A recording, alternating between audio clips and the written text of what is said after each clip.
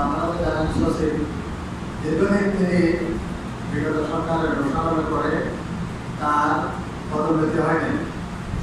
সম্প্রতি আপনারা জেনেছেন উনি নরসিংহ উপাধ্যায়কে অতিরিক্ত সচিব করেছে আলহামদুলিল্লাহ।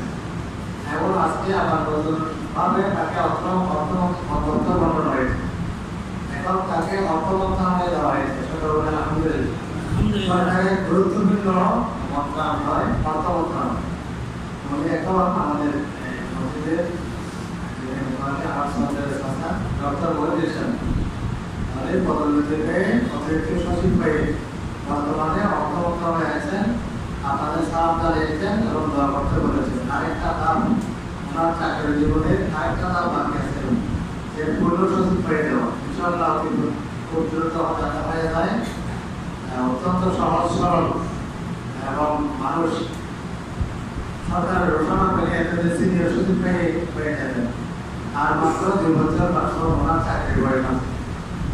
দোয়া করে আমরা আল্লাহ যাতে তাকে তার চাকরি জীবনের পূর্ণ আল্লাহ মসজিদে সকল বলি আমিন। আমাদের চালান জানিয়েছেন, দোয়া চেয়েছেন। খুশির খবরটা প্রথমে গতবারও তার মায়ের বলে আমাকে জানিয়েছেন, আপনাদেরকে জানানো জন্য। এরপরে জানালেন এখনই একটা গোষ্ঠীর তার সম্পাদন হয়েছে, অর্থ মন্ত্রণালয়ে দায়িত্ব রয়েছে। আলহামদুলিল্লাহ, এটা অত্যন্ত সরকারের আমার সরকার গুরুত্বপূর্ণ স্বরাষ্ট্র, পররাষ্ট্র, এরপর অর্থ, এটা অত্যন্ত গুরুত্বপূর্ণ মন্ত্রণালয়। এই মন্ত্রণালয়ে আল্লাহ তাকে দায়িত্ব রয়েছে। আমরা দোয়া করি আল্লাহ তাকে স্বচ্ছতার সাথে দায়িত্ব পালন করার অভিযান করে সকলে বলে আমি।